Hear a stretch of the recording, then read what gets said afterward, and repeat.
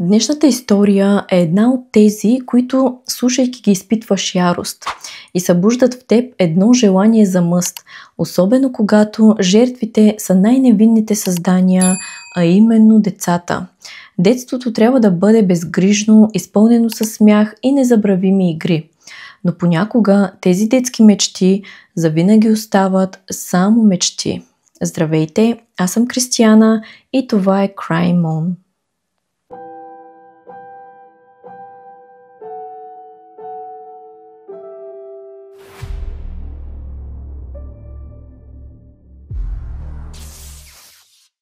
Датата е 1 август 2010 година и историята ни отвежда в Сидни, Австралия, където майката на едно 6-годишно момиченце го е сложила да спи вечерта, а сутринта от нея нямало и следа.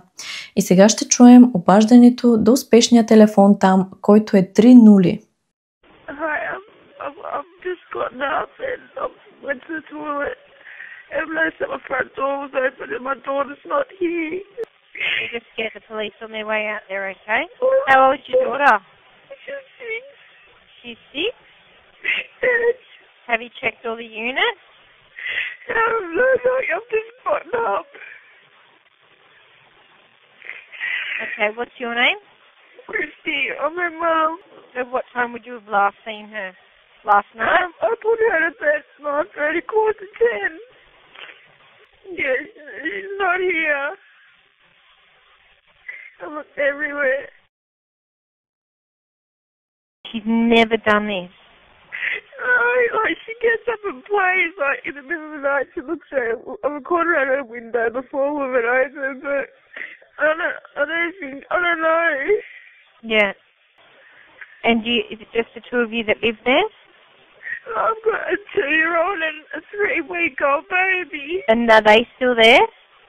Yeah, they're still here. They're still there? Yes. And the kid's father, he's here as well. He's there as well? Looking for her. Okay. Обаждането било направено от Кристи Абрахамс, майката на изчезналото 6-годишно момиченце Кейша.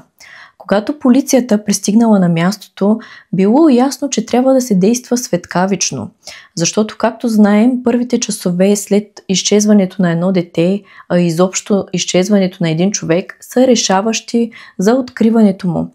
Колкото повече време минавало, толкова по-малък бил шанса детето да бъде намерено.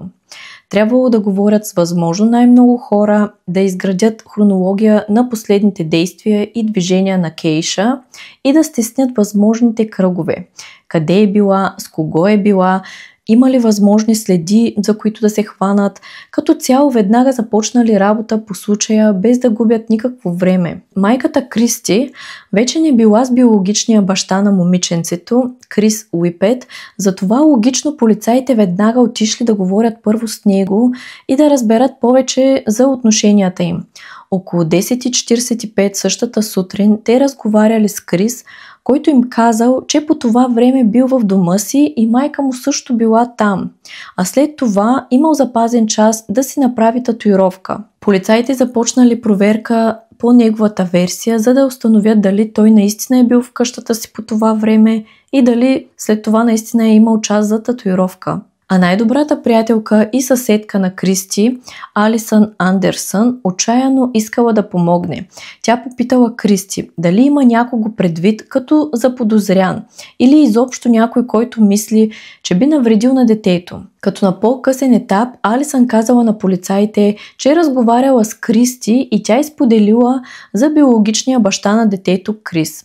Като го наричала с обидни думи и също казала, че той минал покрай апартамента преди седмица и направил жест с ръка като пистолет към приятеля ти Роб, докато той простирал прането. Алисън настоявала това да бъде съобщено на полицията, но Кристи отказала. Роб бил настоящия партньор на Кристи и тя твърдяла, че той бил навън от момента, в който разбрали, че Кейша я няма и усърдно я търсел. За да съберат повече информация и с надежда Кейша просто да е напуснала жилището през нощта и да се е изгубила някъде, полицията организирала масово издирване с доброволци.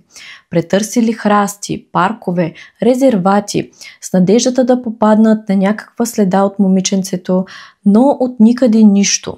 Започнали да задълбочават, обикаляли съседни къщи, разпитвали всеки възможен човек в квартала и скоро разбрали, бих казала, един тревожен факт. Кейша не била ходила на училище и всъщност никой не я е виждал от началото на юли. А в момента било вече август.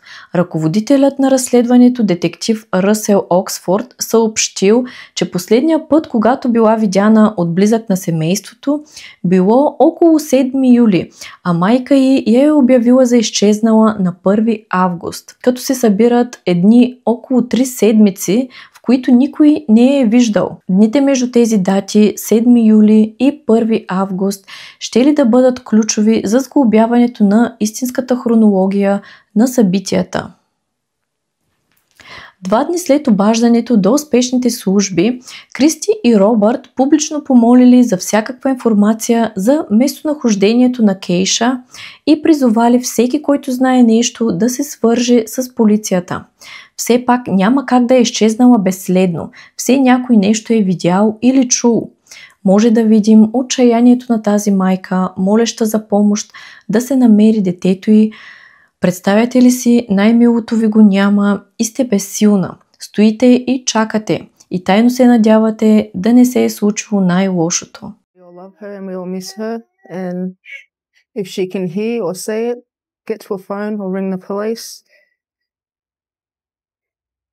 We want her to come back safely.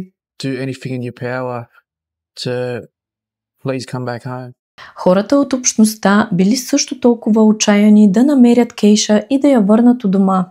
Организирали бдения със свещи, а на мястото посветено на изчезналото дете всеки носил и оставил цветя и играчки. За съжаление, времето минавало, а вече бил изминал цял месец и от никъде нищо, никаква следа, никаква информация. На 30 август 2010 година, месец след изчезването, съобщили, че бащата на Кейша, Крис, бил разпитан от полицията. Той категорично заявил, че въпреки, че е плащал издръжка, не е виждал дъщеря си от години и не е имал никакви редовни контакти с нея след раздялата си с Кристи.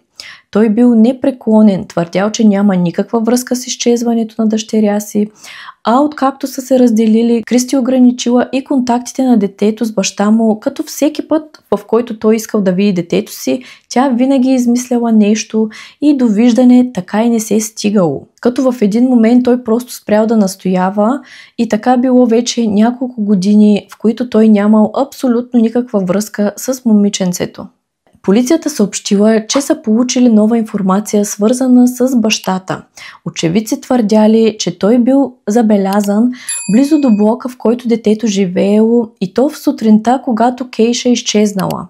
Но това се оказало невярна информация, тъй като през предходните 3 седмици Крис всъщност е бил в болница. Поради усложнения от диабетът му е била направена тежка операция на кракът му. Майка му Лиз и баба на Кейша била меко казано гневна. Тя казала: "Бясна съм, синът ми дори не е държан в течение за случая с Кейша, а изминаха вече 28 дни. Нямаме представа какво се случва, полицията не ни казва нищо, а после изведнъж се появява с такива твърдения и се опитват едва ли не да набедят нас." Дните просто минавали, а от Кейша нямало и следа. Обаче имало нещо друго, което привлякло вниманието на разследващите. Това, което първоначално изглеждало като отчаяна майка и доведен баща, чакащи вест от детето си, постепенно започнало да изглежда странно и някак подозрително. Поведението на Кристи и Робърт се откроявало като необичайно, както за полицията, така и за хората около тях. Като имам в предвид, нито един от двамата не се е включил в търсенията, организирани от следователите. В смисъл, детето ти го няма повече от месец, а ти не си излязла нито веднъж да го търсиш. Просто стоиш и чакаш. За втория баща добре, той де факто няма никаква връзка с това дете, обаче майката. Дали не я е търсила просто защото е знаела, че няма да я намерят? Въпреки че детето било изчезнало, животът на Кристи сякаш продължавал по-старому. Ходила да си прави прически, ногти, пазарувала, като говоря за шопинг на дрехи и вещи, а не просто да отиде да напазарува храна. Държала се така, все едно нищо не е станало. В началото, както видяхме, малко сълзиза пред камерите, че дъщеря я няма, и след това малко по малко се е върнала към ежедневието си. Също така и е било досадно да дава интервюта, а появата по медиите само засилвала подозренията. Като в едно интервю, когато тък му започнали, тя казала: "Изглеждам ужасно, нека започнем от начало." И започнала да се оправя. Реплика, която шокирала всички тогава. Все едно и пука как ще я видят хората и как изглежда пред камерата, а не за какво всъщност е била там. И че на никой не му пука как изглежда тя, а всеки е искал просто детето да се намери. Двамата продължавали да твърдят, че са невинни, а тяхната приятелка Алисън станала нещо като техен неофициален говорител и яростно ги защитавала от слуховете, които започнали да се множат, като Алисън дори дала изявление от тяхно име. Семейството отрича твърденията, появили се в медиите. Призоваваме обществеността да подаде всякаква информация, която може да помогне на полицията да намери Кейша. Но молим, спрете с безпочвените обвинения. Семейството иска да бъде оставено да преживее тази ситуация спокойно. Поставете се на тяхно място. Това е немислимо. Именно сега те имат нужда от подкрепа от приятели и близки, а не упреци и измислици. Обаче все едно всичко вървяло срещу тях и много скоро около случаят избухнала нова порция скандали. Майката на изчезналото момиченце обвинила организаторите на местен пазар, че се възползвали от името на Кейша, докато тя самата все още била в неизвестност. От своя страна, организаторите не само отхвърлили тези обвинения, но и обърнали критиката обратно към Кристи, намеквайки, че тя е тази, която трябва да предприеме действия. Пазарът Кейша Фли Маркет вече близо 2 месеца се е провеждал всяка събота в търговския център в квартала и привличал десетки хора, но името на детето било използвано без разрешение от Кристи или Робърт, което според тях било груба проява на лош вкус. Кристи го определила като нещо извратено и болно. Мисълта, че някой използва името на дъщеря й за каквато и да е кауза, докато тя самата не знаела дали детето й е живо, я карало да се чувства ужасно. I think it's a scam because it's a high profile case. It should be shut down until there is a trust fund in place. Алберт, организаторът на пазара, не се е впечатлил от оплакванията им, напротив, той насочил вниманието към родителите и ги обвинил в бездействие, подчертавайки, че според него общността прави повече за намирането на Кейша, отколкото те самите. Като дори им казал: "Станете от задниците си и отидете да търсите детето си."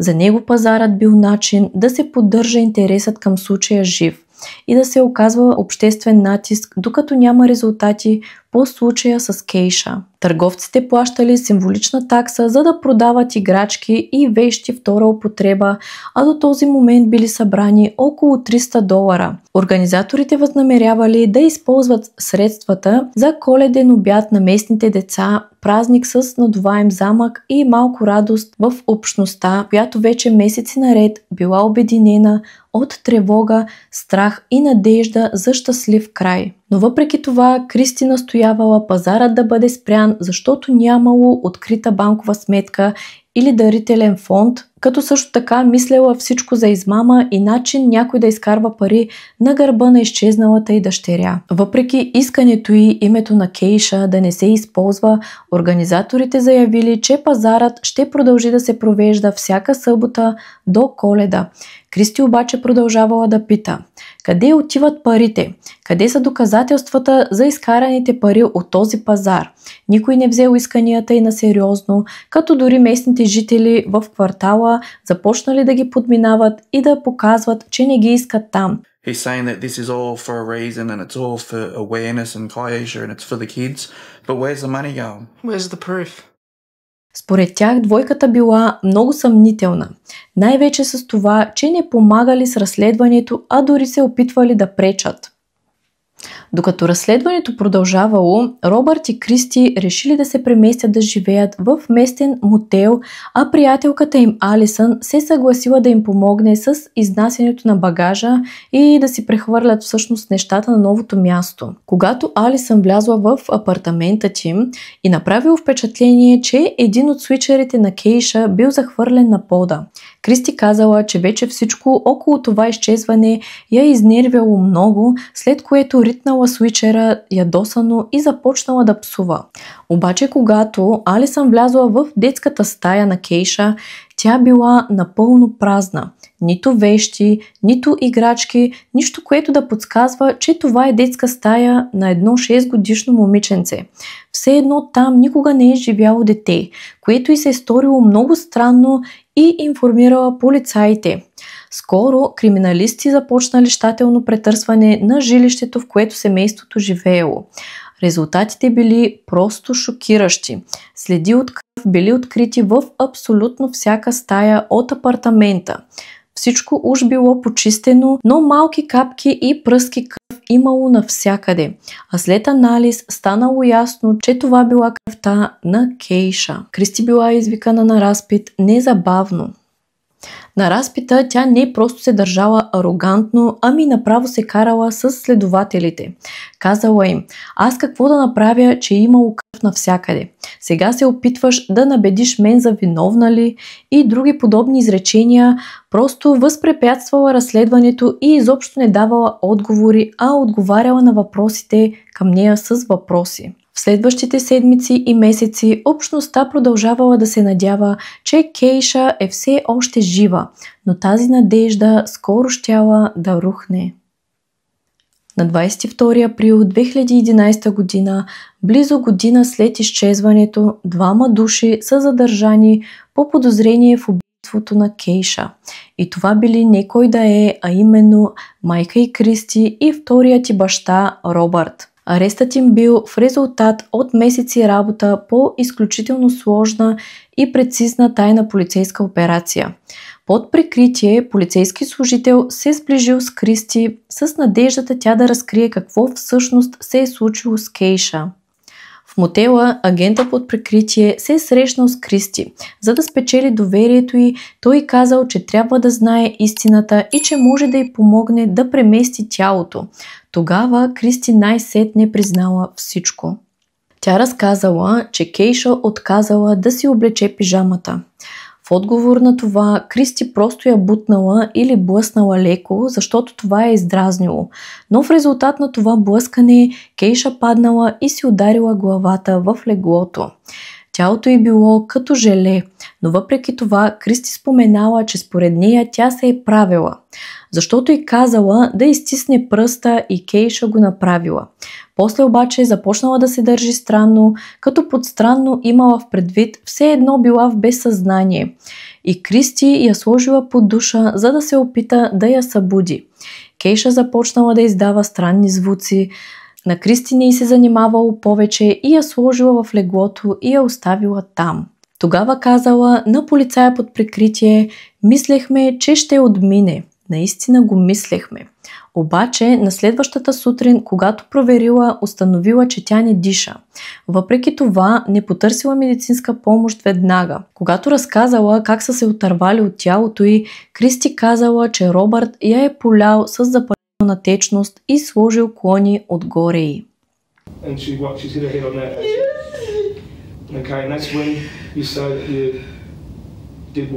You took her in the shower then? Yes, I've been trying to wake her up. I got the cold water on her, trying to wake her up, but she wouldn't. The suitcase now, I need to know who's carrying Keisha. She was in the suitcase.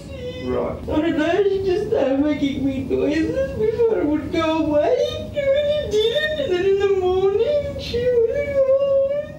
След това служителят под прикритие ги убедил, че рано или късно полицията ще намери тялото, ако то е близо, и най-добре ще е да му покажат къде е и да го преместят заедно, в много по-отдалечен район. И тогава двамата Кристи и Робърт завели полицая на мястото.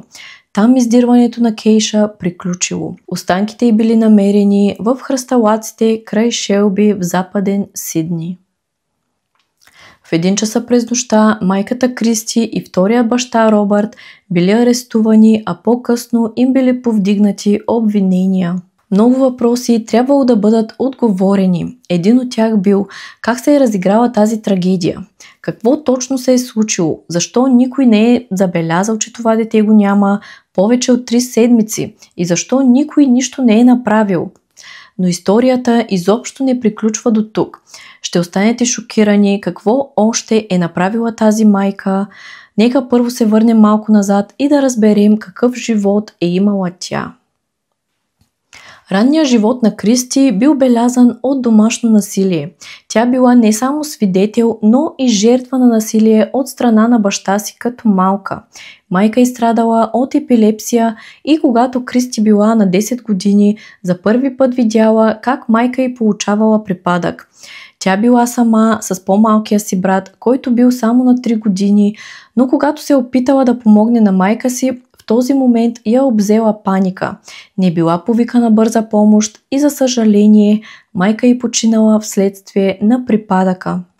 Двете деца тогава останали само с баща си, но той не искал попечителство над тях, не искал да полага грижи и ги оставил на държавата. След това Кристи и по-малкият ти брат били настанявани в приемни домове, както и прекарвали време в различни домове за сираци, докато навършат пълнолетие. Като тинейджърка Кристи редовно посещавала психологът в домът за сираци, който заключил, че поради интелектуална забавеност тя се нуждаела от подходящо семейство, което да й осигури правилна емоционална подкрепа и среда. Но така и не се намерило такова семейство, затова до 16 годишна възраст тя израснала в приют само за момичета. На 19 години срещнала Крис Уиперт, като двамата бързо се влюбили и отношенията им прераснали във връзка, а малко след това Кристи забременяла. По време на бременността си Крис забелязал, че Кристи нанасяла удари по стомаха си след спор между тях, което не просто го шокирало, но и започнал да бъде много предпазлив. И просто внимавал да не се стига до някакъв спор или до някакви скандали, за да може да изкара бременността си спокойно. След известно време нещата сякаш се успокоили и бременността продължила нормално. Като на 6 февруари 2003 година тя родила синът им Айдан. Социалните служби тогава посетили домът им просто защото тя не е израснала в нормално семейство и за всеки случай просто искали да се уверят, че имат всичко необходимо за отглеждането на едно бебе. По време на посещението не открили нищо притеснително, освен че Кристи давала на Айдан 1 доза мляко вместо 2. Дали и съвети как точно се дава адаптираното мляко и си тръгнали. Двойката обаче била под огромен стрес и напрежение, постоянни скандали и като цяло не минало много време след последното посещение на социалните, когато след поредната кавга между двамата полицията била повикана. Крис тогава казал: "Аз съм бащата на Айдан. Майка му просто не се справя. Депресия е и си смесва лекарствата. Изхвърли дрехите ми и вещите ми през балкона с нощи и хвърли върху мен запалена свещ. И всичко това, докато държи бебето в ръцете си. Восъкът беше навсякъде и почти го изгори. Тя е будна по цяла нощ с Айдан и заплашва, че ще го хвърли през балкона, ако не млъкне и не я остави да спи. Не знам какво да правя повече." В гласа му звучало единствено отчаяние.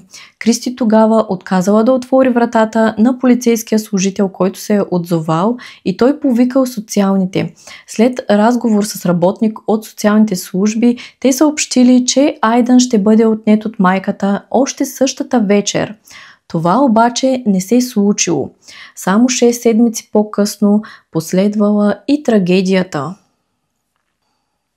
На 22 март 2003 година, малко повече от месец след раждането на Айдан, майката на Крис, Лиз, която живеела близо до тях, видяла сина си да пристига с колелото.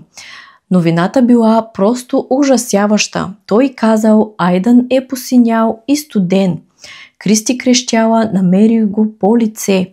Лиз отишла веднага в апартамента и видяла Кристи да държи бебето, крещейки, че е студен и трябват повече одеяла, като очевидно била в паника.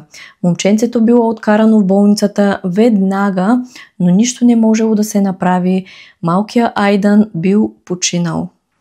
Аутопсията не открила никакви признаци на насилие или наранявания, а причината за смъртта останала неустановена.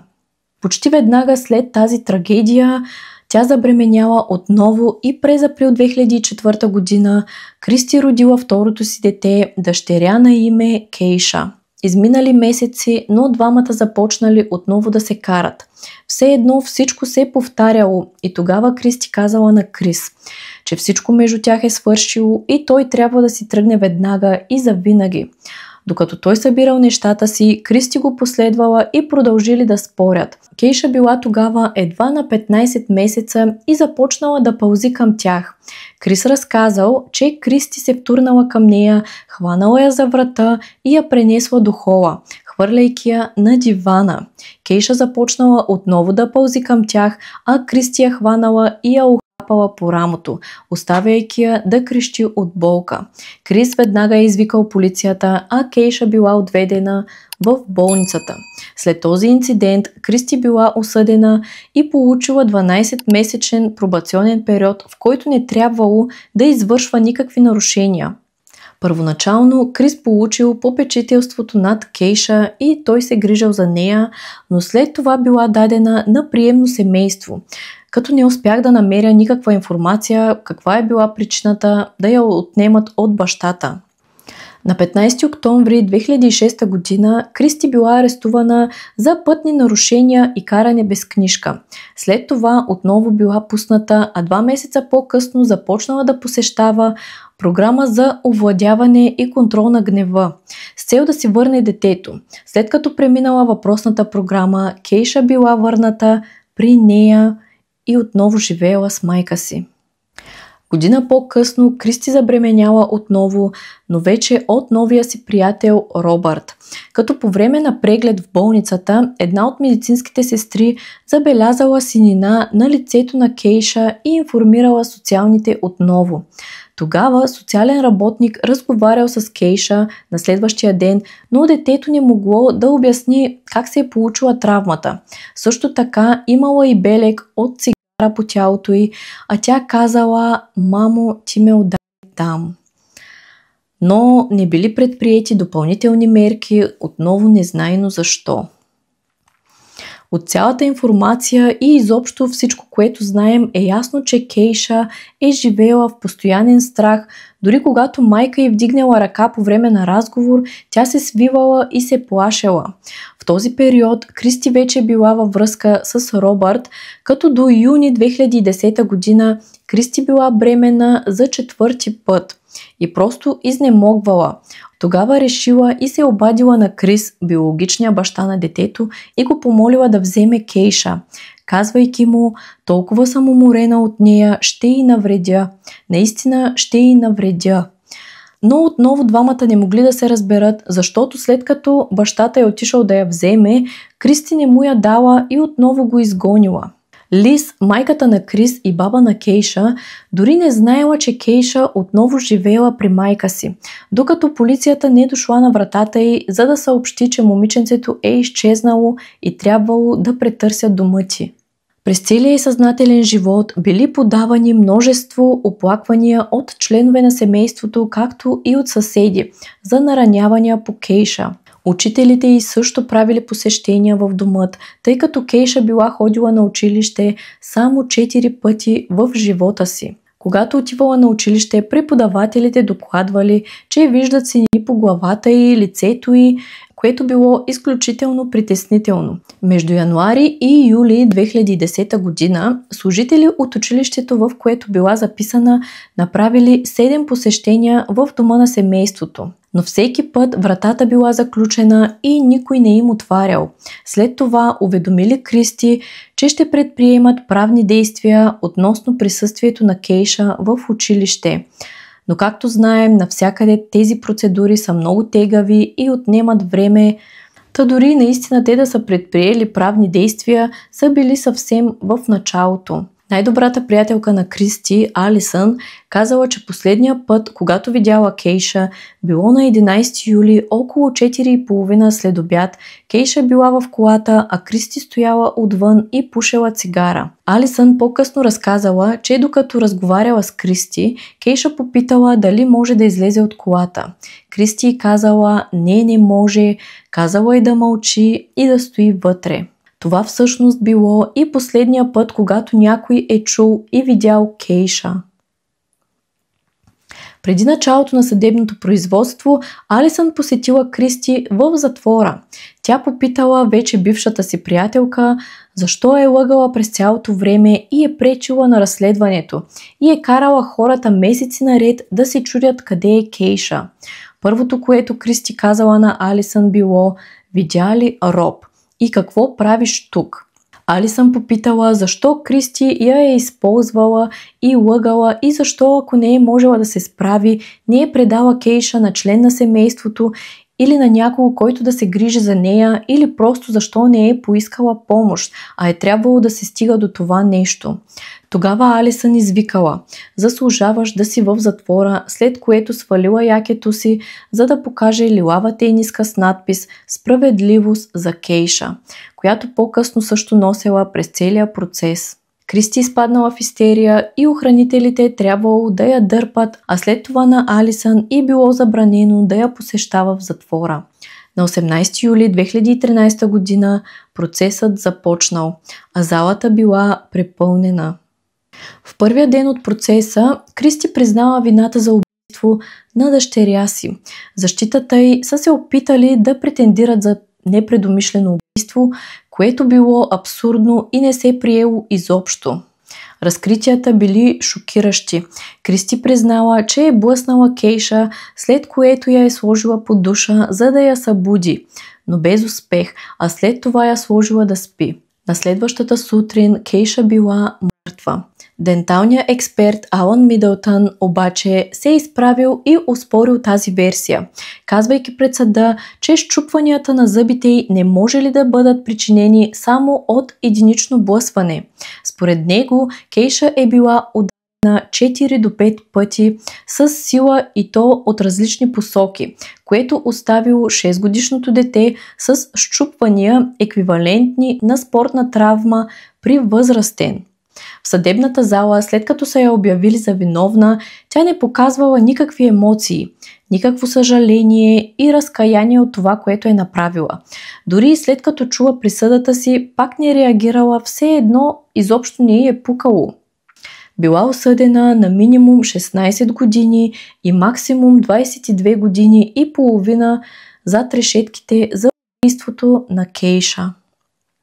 В момента, в който думите на съдията отекнали в залата, Кристи не помръднала. Лицето й останало безизразно, сякаш всичко, което се е случвало, нямало никакво значение за нея. Съдията бил категоричен. Връзката между родител и дете е свещено доверие, а в случая с Кейша това доверие било грубо предадено.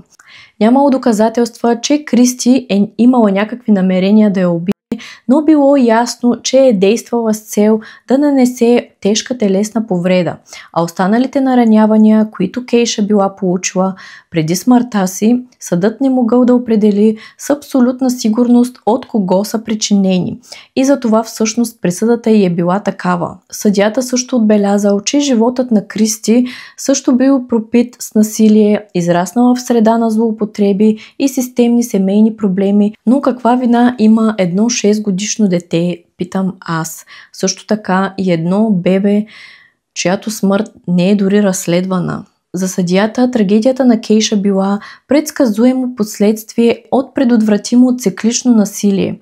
Провал не само на майката, но и на всички институции, които не успели да защитят детето. Единственото, което съдът доказал без съмнение било, че Кристи е проявила безразсъдна жестокост, като не е потърсила медицинска помощ за Кейша, след като момиченцето било тежко наранено. Това превърнало случая в нещо доста по-далеч от просто нещастен инцидент. Робърт Смит, партньорът на Кристи, бил съден отделно, като на 3 май 2013 година той получил минимум 12 години за непредумишлено убийство и за това, че е подпомогнал да бъде прикрито престъплението. А Кристи, въпреки жестокостта на деянието, щяла да има право на предсрочно освобождаване и да обжалва присъдата си още през 2027 година.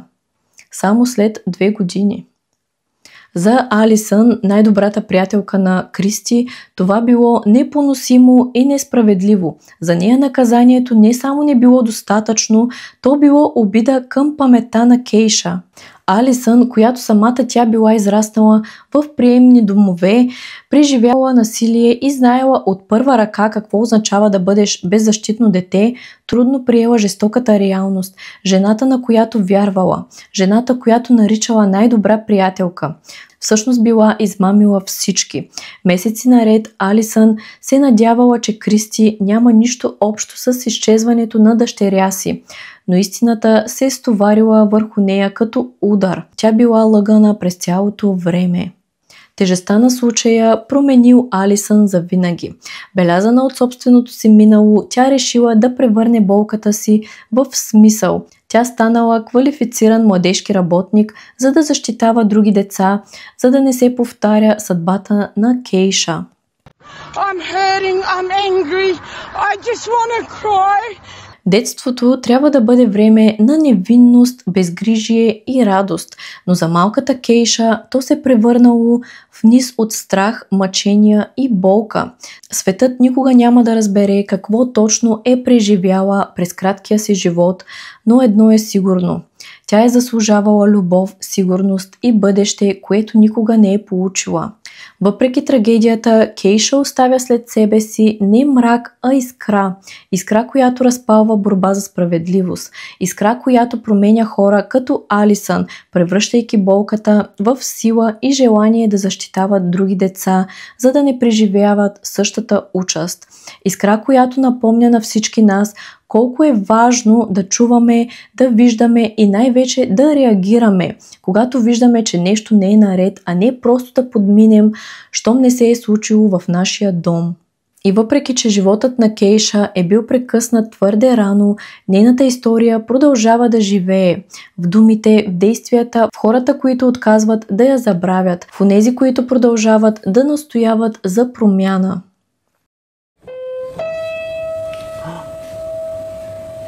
I'm watching. I'm watching. I'm watching.